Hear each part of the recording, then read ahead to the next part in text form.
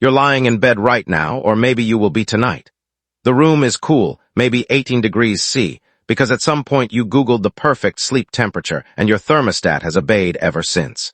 The sheets are clean, the pillow is shaped to your neck. A fan hums in the corner or an air conditioner breathes behind the wall, and your body does something it's been preparing for all evening. It drops its core temperature by about 1 to 2 degrees Fahrenheit. Blood rushes to the vessels in your hands and feet to dump heat away from your organs, and you drift off. Effortless, automatic, barely worth thinking about. Now, rewind 200,000 years. You're lying on a thin mat of grass inside a shallow rock shelter in what is now the Lebombo Mountains of South Africa. There is no fan. There is no breeze. The stone around you is still radiating the heat it absorbed all day. And the air is so thick and warm it feels like breathing through damp cloth. Every insect within 100 yards has found you. And your body still needs to do the exact same thing it does tonight. Cool itself down enough to let your brain shut off and sleep. Except nothing in your environment is cooperating. So the question is simple. For hundreds of thousands of years, with no air conditioning, no fans, no refrigeration, and no synthetic fabrics, how did human beings sleep when it was too hot to sleep at all? The answer starts with something you'll never see in a fossil. Your skin. Specifically, the 2 to 4 million tiny eccrine sweat glands embedded in it. Humans have an exceptionally high density of these glands compared with other primates. Most mammals cool themselves primarily through mechanisms such as panting, but humans rely heavily on sweating. And somewhere during human evolution, as our ancestors increasingly occupied open, hot environments, this became one of our most powerful cooling systems. Your ancestors didn't just endure the heat. They became remarkably efficient at getting rid of it. And here's what nobody tells you about that trade. Losing much of our body hair wasn't just about surviving the daytime heat. It also helped the body lose heat at night. Fur traps air close to the skin. With less body hair, more of the skin is exposed to the surrounding environment, allowing heat to move away from the body more easily when conditions permit. By roughly the late Pleistocene, human populations also had deeply pigmented skin, adapted to high levels of ultraviolet radiation. The exact sequence and timing of changes in body hair, pigmentation, and human environments are still debated, so evolution was almost certainly more complicated than a single genetic switch. The famous persistence hunting hypothesis, associated with researchers including Harvard biologist Daniel Lieberman, suggests that sweating and reduced body hair may also have helped humans remain active in hot environments for long periods. But the same biological system that helped during the day could also help at night. Your skin had become part of your cooling system, but your body can only do so much. Think about that for a second. You can sweat. You can radiate heat. But if the air around you is almost as hot as your skin, there's nowhere for that heat to go. This is one of the fundamental problems of hot environments. And it's the reason humans didn't simply survive the heat. They adapted their behavior around it. The oldest evidence of that behavior doesn't come from a perfectly preserved ancient mattress. It comes from traces of plants and other materials that survived under extraordinary archaeological conditions. At Border Cave in the Lebombo Mountains on the border of South Africa and Eswatini, researchers have found evidence of ancient plant bedding. Some of the oldest layers date back hundreds of thousands of years. The bedding was made from grasses and other plant material, and researchers have suggested that ash from burned plant material may have helped create a cleaner, drier surface and reduce insects. These weren't simply piles of vegetation thrown onto the floor. The evidence suggests that people deliberately constructed and maintained sleeping surfaces. Here's the part nobody talks about. The ground itself could be the enemy. Rock and packed earth absorb solar radiation during the day. After sunset, they release some of that stored heat slowly, like a hot pan pulled from the oven. If you've ever walked barefoot on asphalt at dusk, you've felt this. The surface can still be warm hours after the sun disappears. Your ancestors couldn't escape that thermal reservoir, but they could separate themselves from it. A thick mat of dry grass over the ground created a layer of trapped air between the sleeper and the surface. Air is a poor conductor of heat, so this kind of bedding could reduce heat transfer. It didn't create coldness. It created separation.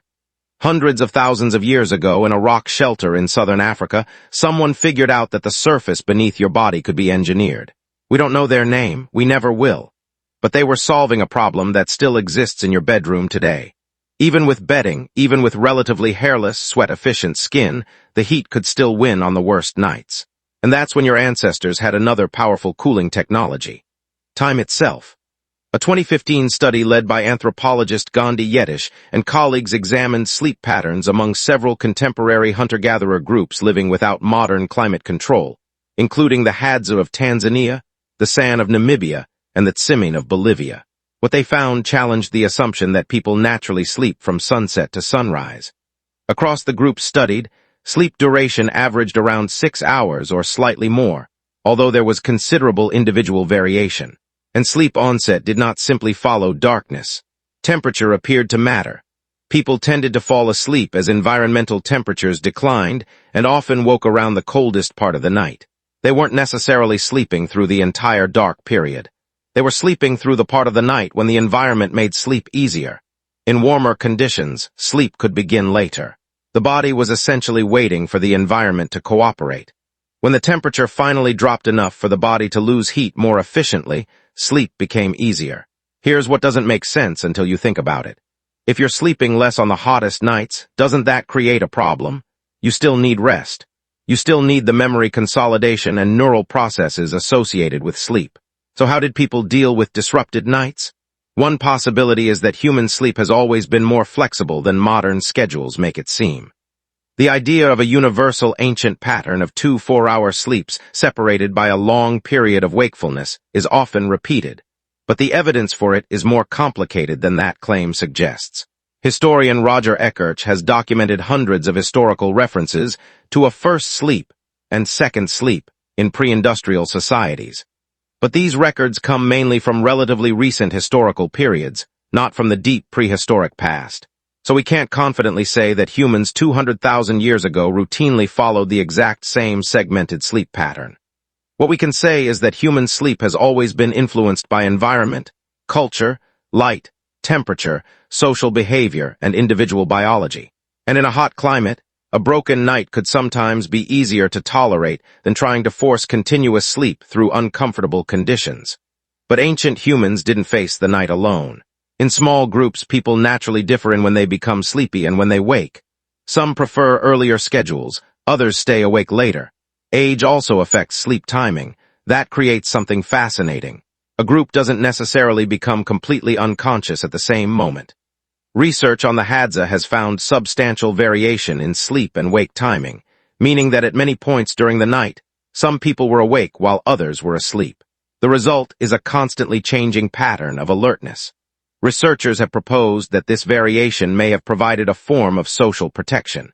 It doesn't mean someone's insomnia was literally designed by evolution as a security system, but it does mean that a group of people with different sleep schedules can create a surprisingly effective pattern of nighttime vigilance, without anyone having to remain awake all night. The person who wakes at 2 a.m. because they're uncomfortable might notice a strange sound. Someone else might tend the fire. Another person might wake because a child moved, and someone else continues sleeping. The group becomes a network of biological clocks slightly out of sync. And that may have been useful. Heat didn't just affect how comfortable sleep was. It could affect when people slept where they slept and how they organized their nights.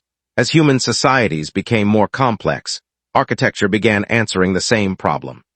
The Sumerians of ancient Mesopotamia, living in one of the world's earliest urban civilizations roughly 5,000 years ago, built homes with courtyards and other features that could provide shade and ventilation. In extremely hot climates, people could also use rooftops as sleeping spaces. The reason was simple. The open sky can become an effective path for radiative heat loss on clear nights. Surfaces exposed directly to the sky can lose heat by emitting infrared radiation upward. Ancient people didn't need to know the term radiative cooling. They could simply feel that an exposed surface could become more comfortable than an enclosed room. The Egyptians developed their own strategies for dealing with heat, including shaded spaces, courtyards, airflow, and rooftop living. Wet materials could also provide evaporative cooling when air passed over them. Water-filled porous clay vessels could cool water through evaporation, although their effect on an entire room would be limited compared with modern air conditioning. And thousands of years later, in the hot regions of Persia, builders developed sophisticated windcatchers, known as badgers. These structures captured moving air and directed it into buildings. Some systems could also interact with underground water or other cooling features. They didn't create cold air from nothing. They used the environment itself. Wind, shade, evaporation, thermal mass, and the open sky. These were not luxuries. They were climate technologies. Technologies designed by people who understood through generations of experience that if you can't cool the body directly, you can change the environment around it. And if you can't change the entire environment, you can move your body to where the environment is already more favorable. Now pull back. Look at the full picture. Your ancestors faced a nightly engineering problem that would stump most modern people if you took away their electricity. A body that needs to lose heat before sleep, trapped in an environment that may refuse to cool down. And they answered it on multiple levels. They answered it with biology, less body hair, powerful sweating. A skin system capable of releasing enormous amounts of heat when conditions allowed. They answered it with materials. Grass, leaves, fibers, and ash could create cleaner, more insulated sleeping surfaces. They answered it with timing. Sleep could shift with temperature and daylight. They answered it with behavior. People could move, seek shade, find airflow, change sleeping locations, or use open spaces. They answered it with community. Different sleep schedules meant that people were rarely all asleep at exactly the same moment. And eventually they answered it with architecture. Courtyards, rooftops, ventilation, windcatchers, shaded spaces. Every one of those solutions connects to something that still happens inside you. Your body still lowers its core temperature before sleep. Your hands and feet can become warmer as blood flow to the skin increases, helping release heat. And the speed at which your body can lose heat is closely connected to how quickly you become sleepy. You are still using an ancient cooling system. The difference is that modern technology has wrapped an entire climate control system around it. Tonight, you'll climb into bed. The air will be cool. The sheets will be smooth. Maybe a fan will be running beside you. Maybe an air conditioner will quietly maintain the temperature while you sleep. You'll barely think about any of it, but your body is still following the same basic rules. It still prepares for sleep by changing temperature. It still sends more blood toward the skin. It still responds to the environment around it.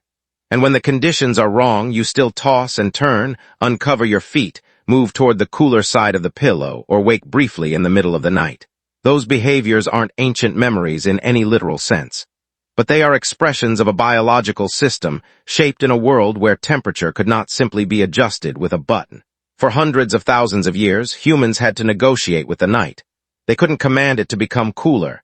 They couldn't seal it behind glass. They couldn't turn on a machine that removed heat from the room. So they watched it, they waited for it, they moved with it, they built around it, and they adapted to it. That may be the most remarkable part of the story. Ancient humans didn't defeat hot nights. They learned how to live with them. And every night when your body quietly cools itself and you finally drift into sleep, you're still relying on the same fundamental solution. Let the heat go. The technology around you is modern. The biology underneath it is ancient. And somewhere beneath the fan, the air conditioner, the mattress, and the sheets is a human body still carrying the legacy of a world where finding a cool place to sleep wasn't a luxury. It was survival,